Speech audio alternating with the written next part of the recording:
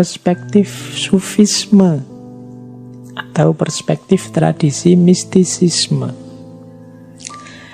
Di perspektif sufisme, penderitaan ini bahkan bukan sesuatu yang dihindari.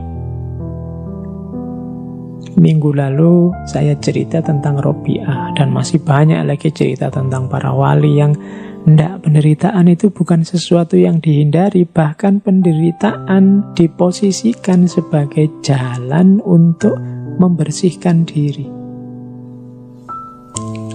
Dalam tradisi mistisisme ada asumsi bahwa jasmaniah manusia, lahiriah manusia, hasrat dan nafsu manusia itu perlu dilemahkan, sehingga yang rohani dan yang hakiki bisa lebih kuat.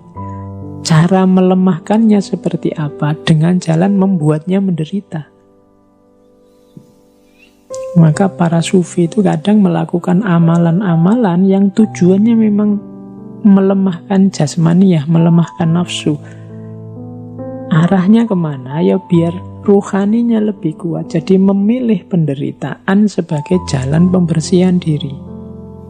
Nah, ini perspektif sufisme. Biasanya dipakai dengan istilah melakukan suluk, melakukan perjalanan via purgativa. Purgativa itu pembersihan diri melalui penderitaan-penderitaan. Hidup yang justru milih menderita. Ini kan sering ya, meskipun tidak ekstrim. Kita misalnya puasa, milih puasa Senin Kemis, milih sholat malam. Ini kan milih yang tidak enak. Kan waktunya orang istirahat tidur, kita malah bangun sholat. Waktunya orang boleh makan, kita milih tidak makan. Ini kan contoh milih jalan penderitaan. Tujuannya apa? Untuk pembersihan diri.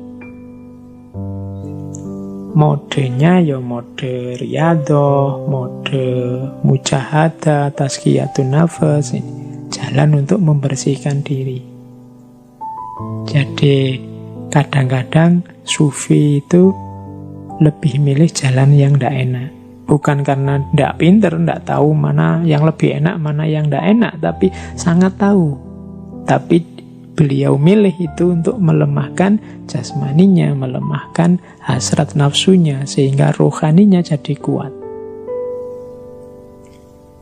Ini perspektif sufisme. Hampir di semua tokoh sufi yang kita bahas, terasa bahwa hampir semua sufi lebih memilih jalan hidup penderitaan. Menderita secara fisik tidak masalah, asal ruhaninya cemerlang. Menderita di dunia tidak masalah, asal akhiratnya bahagia. Menderita sekarang tidak masalah, asal besok bahagia.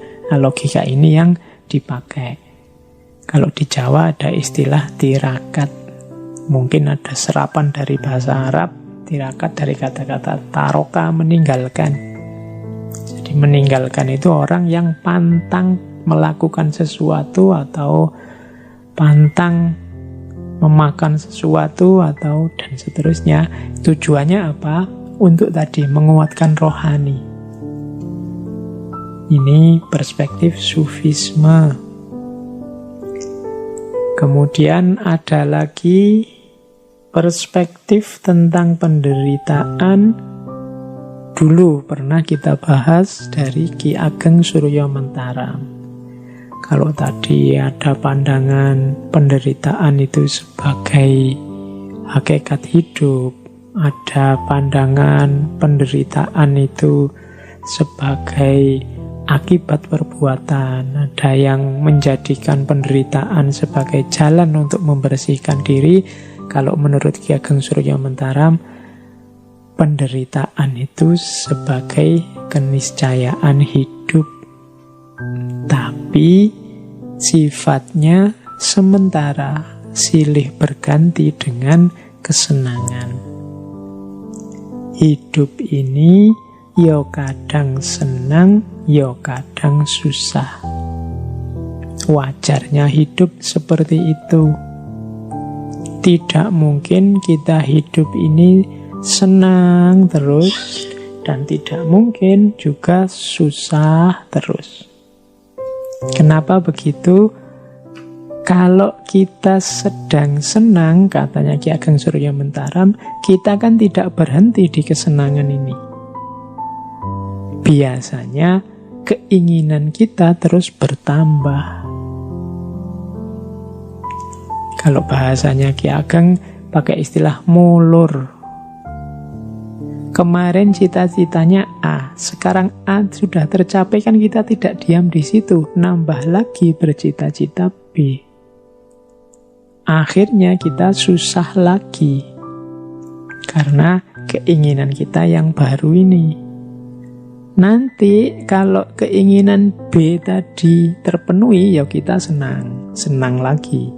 Tapi kalau keinginan B tidak terpenuhi, kita kembali susah. Tapi tidak masalah, kalau B tidak terpenuhi, biasanya keinginan yang tadi mulur terus mungkret. Mungkret itu menyusut. Menyusut itu jadinya terus begini, tidak apa-apalah, dapat A saja sudah cukup kok.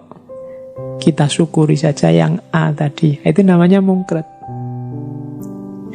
Orang hidup itu selalu begini gitu loh.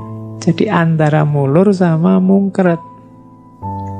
Keinginan itu selalu silih berganti. Kalau terpenuhi senang, tidak terpenuhi terus susah. Setelah susah, keinginannya berkurang. Setelah berkurang, akhirnya dia senang lagi. Tapi terus menginginkan yang lain lagi. Nambah lagi keinginan, susah lagi. Hidup ini silih berganti seperti itu. Kadang senang, kadang susah. Kadang mulur, kadang mungkret. Kadang mengembang, kadang menyusut. Itulah hakikat hidup.